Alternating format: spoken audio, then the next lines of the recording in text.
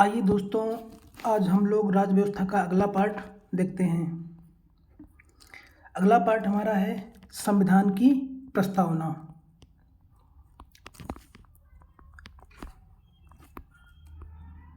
संविधान की प्रस्तावना में कुछ महत्वपूर्ण बिंदु हैं, उनके बारे में पढ़ेंगे जो वन लाइनर के रूप में होंगे, क्योंकि ये जो भी क्वेश्चन हैं ये बहुत सारे एग्जामों में आते हैं और वन लाइनर के रूप में हम लोग इनके बारे में पढ़ेंगे।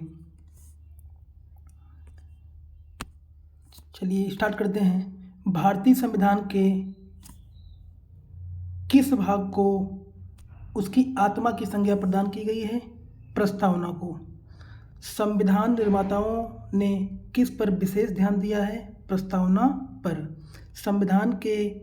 भारत के संविधान की प्रस्तावना किन शब्दों में शुरू होती है? हम भारत के लोग। भारतीय संविधान की प्रस्तावना या उद्देशिका निम्न प्रकार है, पढ़ते हैं। जवाहरलाल नेहरू द्वारा प्रस्तुत उद्देश्य संकल्प में जो आदर्श प्रस्तुत किया गया है उसे ही संविधान की उद्देशिका में शामिल कर लिया, जो इस प्रकार है।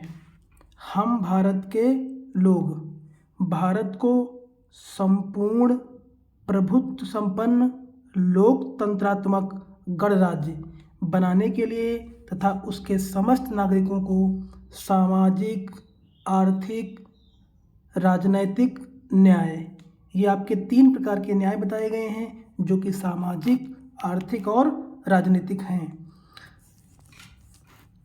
और आगे स्वतंत्रता बताई गई है जो कि है विचार की स्वतंत्रता, अभिव्यक्ति की, विश्वास, धर्म और उपासना की स्वतंत्रता। 2 समता बताई गई है जो है प्रतिष्ठा और अवसर की समानता। प्राप्त करने के लिए था उन सब में व्यक्ति की गरिमा और राष्ट्र की एकता और अखंडता सुनिश्चित करने वाली बंधुता बढ़ाने के लिए दृढ़ संकल्प होकर अपनी इस संविधान सभा में आज तारीख 26 नवंबर 1949 ईस्वी मिति मार्ग शीर्ष शुक्ल सप्तमी संवत 2006 विक्रम को एतद द्वारा इस संविधान को अंगीकृत, अधिनियमित और आत्मसमर्पित करते हैं। संविधान में हमारे राष्ट्र का उल्लेख किन किन नामों से किया गया है? भारत या इंडिया के नाम से। भारत किस प्रकार का राष्ट्र है? धर्मनिरपेक्ष है। संविधान को एक पवित्र दस्तावेज किसने कहा है? डॉक्टर BR अम्बेडकर ने।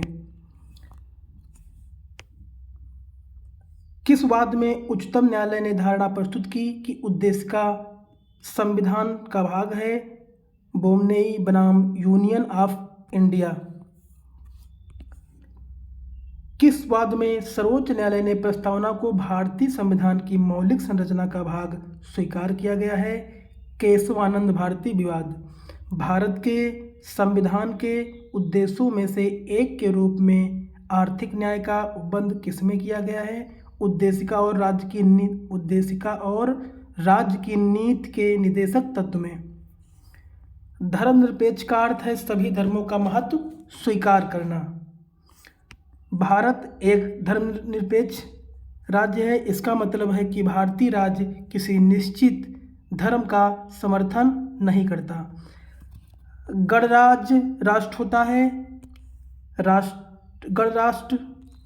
गणतंत्र राष्ट्र होता है। गणतंत्र राष्ट्र में राज्य प्रमुख हमेशा प्रत्यक्ष या अप्रत्यक्ष रूप से एक निश्चित समय के लिए चुनकर आता है। भारतीय संविधान की प्रस्तावना में भारत को किस रूप में घोषित किया गया है? प्रभुत्व संपन्न, समाजवादी, पंथ निरपेक्ष, प्रजातांत्रिक गणराज्य। कल्याणकारी राज्य का उद्देश्य क्या है? कमजोर वर्गों के कल्याण का प्रबंध करना। भारतीय संविधान में समवर्ती सूची किसके संविधान से ली गई है? ऑस्ट्रेलिया के संविधान से। चलिए आगे पढ़ते हैं। भारत को मुख्य रूप से एक गणराज्य माना जाता है क्योंकि राज्याध्यक्ष का चुनाव होता है। भारत में लौकिक सार्वभौमिकता है क्योंकि संविधान की प्रस्तावना प्रारंभ होती है हम भारत के लोग शब्दों से। भारतीय संविधान की प्रस्तावना में जिस आदर्शों एवं उद्देश्यों की रूपरेखा दी गई है उसकी आगे व्याख्या की गई है मूल अधिकारों, राज्य के नीति निर्देशक सिद्धांतों एवं मूल कर्तव्यों के अध्याय में। भारतीय संविधान की प्रस्तावना में जिन आदर्शों एवं उद्देश्यों की रूपरेखा दी गई है उसकी व्याख्या की गई है। ये क्वेश्चन आपका आया हुआ है। किसमें व्याख्या की गई है? मूल अधिकारों, राज्य के नीति निर्देशक सिद्धांतों एवं मौलिक कर्तव्यों के अध्याय में। अब तक भारत के संविधान की उद्देशिका में कितनी बार संशोधन किया जा चुका है? एक बार। भारतीय संविधान की उद्देशिका में परिवर्तन किस संशोधन अधिनियम के द्वारा किए गए थे? 42वां संशोधन अधिनियम 1976 द्वारा। चलिए आगे देखते हैं। मूल संविधान की प्रस्तावना 85 शब्दों में निर्मित थी। 42वें संविधान संशोधन 1976 द्वारा प्रस्तावना में संशोधन कर समाजवादी, पंथ निरपेक्ष एवं अखंडता शब्द जोड़े गए हैं। प्रारंभ में भारतीय संविधान को 22 भाग 395 अनुच्छेद 8 अनुसूचियां में बांटा गया है। भारतीय संविधान के किस संशोधन द्वारा प्रस्तावना में नए शब्द समाजवादी, धर्मनिरपेक्ष और अखंडता जोड़े गए हैं? 42वें संविधान संशोधन 1976 में। ये देखो क्वेश्चन आया भी है। भारतीय संविधान की प्रस्तावना में पंथ निरपेक्ष शब्द जोड़ा गया है। ये क्या है? 42वें संशोधन द्वारा। प्रस्तावना का वह प्रावधान जो अभी वयस्क नागरिकों को मतदान का अधिकार प्रदान करता है क्या कहलाता है? प्रजातंत्र। भारतीय संविधान के किस भाग में स्पष्ट रूप से घोषणा की गई है कि भारत एक धर्मनिरपेक्ष राज्य है? संविधान की प्रस्तावना। भारतीय संविधान की प्रस्तावना के अनुसार भारत के शासन की सर्वोच्च सत्ता किसमें निहित है? जनता में। किस वर्ष भारत एक प्रभुत्व संपन्न प्रजातांत्रिक गणराज्य बना? 1950 में। चलिए अब अगला इसका पार्ट जो है संविधान की विशेषताएं। हमारे संविधान की कौन कौन सी विशेषताएं हैं इसके बारे में हम लोग पढ़ेंगे।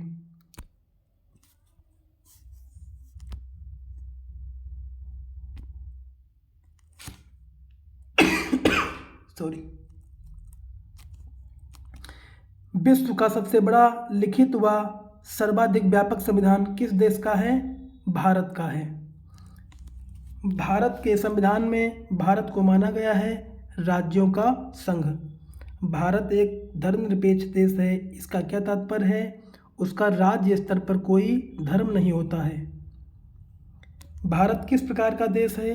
भारत एक संसदात्मक प्रजातंत्र है। भारतीय संविधान का स्वरूप किस प्रकार का है? संरचना में संघात्मक, भावना में एकात्मक। भारतीय संविधान पर सबसे अधिक प्रभाव किसका पड़ा? भारत सरकार अधिनियम 1935 का। 26 जनवरी 1950 को पूर्ण रूप से लागू किए गए संविधान में कितने भाग, अनुच्छेद और अनुसूचियाँ थी? 22 भाग, 395 अनुच्छेद और 8 अनुसूचियाँ थी। भारत में किस प्रकार की शासन व्यवस्था अपनाई गई है? ब्रिटिश संसदात्मक व्यवस्था अपनाई गई है। वर्तमान में भारतीय संविधान में कितनी अनुसूचियां हैं? 12 अनुसूचियां हैं। 11वीं और 12वीं अनुसूची को संविधान में किस संशोधन द्वारा जोड़ा गया है? क्रमशः 73वें और 84वें संविधान संशोधन द्वारा। 9वीं अनुसूची संविधान में कब जोड़ी गई है? प्रथम संविधान संशोधन 1991 द्वारा। भारतीय राजनीतिक व्यवस्था में इनमें से कौन सर्वोच्च है? संविधान। भारतीय संविधान के बृहद होने का कारण क्या है? इसमें संघ तथा राज्य दोनों सरकारों का संविधान है। भारतीय संविधान का अभिभावक कौन है? सर्वोच्च न्यायालय। भारत में वयस्क मताधिकार की उम्र सीमा क्या है? 18 वर्ष। भारतीय संघीय व्यवस्था की एक विशेषता है संविधान की सर्वोच्चता। भारत के संविधान में संघीय शब्द की जगह किन शब्दों को स्थान दिया गया है? राज्यों का संघ। चलिए आगे देखते हैं। संविधान की विशेषताएं जो एक नज़र में हम लोग देख लेते हैं। पहला है लिखित तथा विस्तृत संविधान। पहली विशेषता क्या है कि ये लिखित तथा विस्तृत संविधान है। दूसरी, जनता का अपना संविधान है। संपूर्ण प्रबुद्ध समाजवादी पंथ निरपेक्ष लोकतंत्रात्मक गणराज्य है। अगला है प्रस्तावना भी है। अगला है संविधान की सर्वोच्चता है। अनेक स्रोतों से तैयार किया गया वह संविधान है। मौलिक अधिकारों व कर्तव्य हैं। राज्य के नीति निर्देशक सिद्धांत हैं। संसदीय शासन व्यवस्था है। संघात्मक संविधान परंतु एकात्मक प्रणाली की ओर झुकाव। कठोरता व लचीलेपन का समन्वय। स्वतंत्र न्यायपालिका है। न्यायिक पुनरावलोकन है। द्विसदनीय विधानमंडल है। इकहरी नागरिकता है। वयस्क मताधिकार है। संयुक्त निर्वाचन पद्धति है। अल्पसंख्यकों, अनुसूचित जातियों एवं पिछड़ी जातियों तक कबीलों का संरक्षण है। सामाजिक समानता की स्थापना है। स्वतंत्र निर्वाचन आयोग नियंत्रक व महालेखा परीक्षक तथा लोक सेवा आयोग है। अगले देखते हैं कल्याणकारी राज्य की स्थापना का आदर्श, ये विशेषता है। अगला है एक राष्ट्रभाषा की व्यवस्था। दूसरी है विश्व शांति व अंतर्राष्ट्रीय सुरक्षा का समर्थन, कानून का शासन। तो इतनी हमारी विशेषताएं हैं संविधान की। चलिए अगला पॉइंट देखते हैं। भारत का संविधान अपना प्राधिकार किससे प्राप्त करता है? भारत की जनता से। भारत में वैध प्रभुसत्ता निहित होती है संविधान में। लिखित संविधान की अवधारणा ने सर्वप्रथम कहाँ जन्म लिया? फ्रांस में। अध्यक्षात्मक शासन का उदय सर्वप्रथम किस देश में हुआ? संयुक्त राज्य अमेरिका में। भारतीय संघवाद को किसने सहकारी संघवाद कहा है? जी ऑस्टिन ने। भारत में सर्वोच्च माना गया है संविधान। कौन सी विशेषता भारतीय संघ और अमेरिकी संघ दोनों में साझा है? संविधान की व्याख्या के लिए संघीय उच्चतम न्यायालय। भारतीय संविधान का आप किस प्रकार वर्णन करेंगे? विश्व के सबसे विस्तृत संविधानों में से एक है। भारत का संविधान मान्यता प्रदान करता है केवल धार्मिक अल्पसंख्यकों को। संविधान के अंतर्गत भारतीय लोकतंत्र के आदर्शों को हम कहाँ देख सकते हैं? प्रस्तावना में। चलिए अब हम लोग देखते हैं 5वें पार्ट में संविधान के स्रोत, यानी हमारे संविधान के स्रोत क्या हैं और हमारे संविधान में कहाँ कहाँ से स्रोत लिए गए हैं। चलिए देखते हैं, पढ़ते हैं।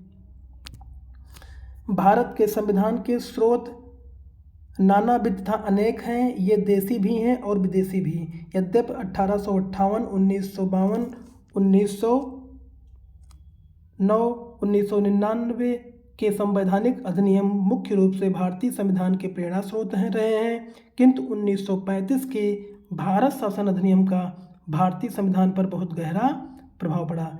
इस प्रकार हम कह सकते हैं कि 1935 का भारत शासन अधिनियम है, इससे बहुत स्रोत लिए गए हैं। चलिए देखते हैं भारतीय संविधान में सम्मिलित नीति निर्देशक तत्वों की प्रेरणा हमें किस संविधान से प्राप्त हुई है? आयरलैंड के संविधान से। भारतीय संविधान में मौलिक अधिकारों का उल्लेख करते हुए किस देश का अनुसरण किया गया है? अमेरिका का। भारतीय संविधान में सन्निहित मूल अधिकारों को अवधारणा किस देश के संविधान से ग्रहण की गई है? संयुक्त राज्य अमेरिका से। भारतीय संविधान में संसदीय व्यवस्था को किस देश के संविधान के सामने रखा गया है? ब्रिटेन के। भारत के संविधान निर्माताओं ने न्यायिक पुनरावलोकन के विचार को ग्रहण किया है? अमेरिका से। कानून के समान संरक्षण वाक्य कहाँ से लिया गया है? अमेरिका से। भारतीय संविधान में संघवाद किस देश से लिया गया है? कनाडा से। राज्य व्यवस्था के गठन में प्रतिभा, अनुभव एवं सेवा को प्रतिनिधित्व देने में भारतीय संविधान निर्माता किस देश से प्रभावित हुए हैं? आयरलैंड से। किससे प्रभावित हुए हैं? आयरलैंड से। संविधान के स्रोत कहाँ कहाँ से संविधान से क्या क्या लिया गया है, चलिए देखते हैं। भारत शासन अधिनियम 1935 से क्या लिया गया है? संघीय तंत्र लिया गया है। राज्यपाल का कार्यालय, न्यायपालिका, लोक सेवा आयोग, आपातकालीन उपबंध और प्रशासनिक विवरण। और ब्रिटेन के संविधान से क्या लिया गया है?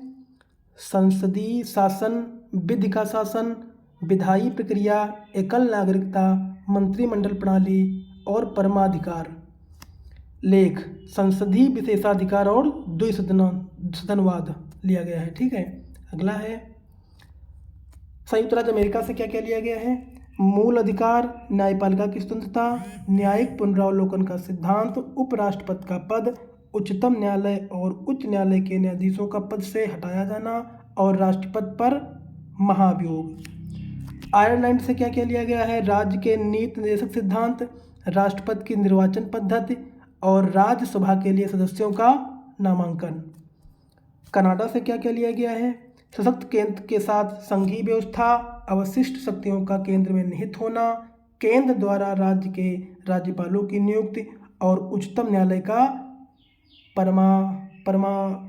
परामर्शी न्याय निर्णय। चलिए आगे देखते हैं।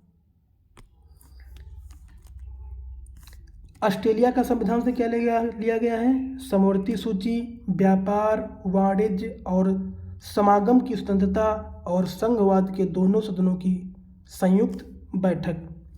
जर्मनी का वाइमर संविधान, आपातकाल के समय मूल अधिकारों का स्थगन। सोवियत संघ का संविधान, मूल कर्तव्य और संविधान प्रस्तावना में न्याय, सामाजिक, आर्थिक और राजनीतिक का आदर्श। फ्रांस से क्या क्या लिया गया है? गणतंत्रात्मक और प्रस्तावनाओं में स्वतंत्रता, समता और बंधुता के आदर्श। दक्षिणी अफ्रीका का संविधान, संविधान के संशोधन की प्रक्रिया और राज्यसभा के सदस्यों का निर्वाचन। जापान का संविधान, इससे क्या लिया गया है? विधि द्वारा स्थापित प्रक्रिया। चलिए आगे देखते हैं। भारतीय संविधान में समवर्ती सूची किसके संविधान से ली गई है? ऑस्ट्रेलिया से। भारत में समवर्ती सूची की संकल्पना उद्भव की गई है कहाँ से? ऑस्ट्रेलिया से।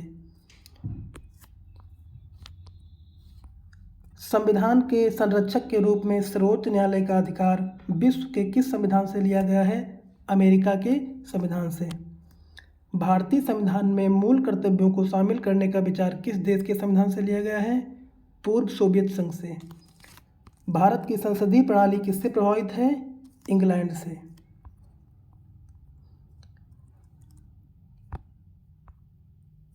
चलिए आगे देखते हैं। भारतीय संविधान के निर्माण में सर्वाधिक गहरा प्रभाव किसने छोड़ा है? भारत सरकार अधिनियम 1935। संघात्मक शासन व्यवस्था को सर्वप्रथम किस देश ने अपनाया है? कनाडा ने। संसदीय शासन प्रणाली सर्वप्रथम किस देश में विकसित हुई है? ब्रिटेन में। भारत के राष्ट्रपति की आपातकालीन शक्तियाँ किस देश से की देन है? जर्मनी के वीमर संविधान की। भारतीय संविधान में मौलिक अधिकारों की व्यवस्था किस देश के संविधान से ली गई है? अमेरिका के संविधान से। संविधान निर्माताओं ने कौन सा लक्षण अमेरिका के संविधान से ग्रहण किया गया है? सर्वोच्च न्यायालय के न्यायाधीशों की पद से हटाने की विधि। भारत के संविधान में उद्देशिका का विचार लिया गया है अमेरिका के संविधान से। तो चलिए दोस्तों, आज इतना ही रखेंगे। नेक्स्ट पार्ट में अगला पार्ट देखेंगे। अगर वीडियो अच्छा लगा हो तो कमेंट करिए, शेयर करिए और अपने दोस्तों तक इसको पहुंचाइए। धन्यवाद।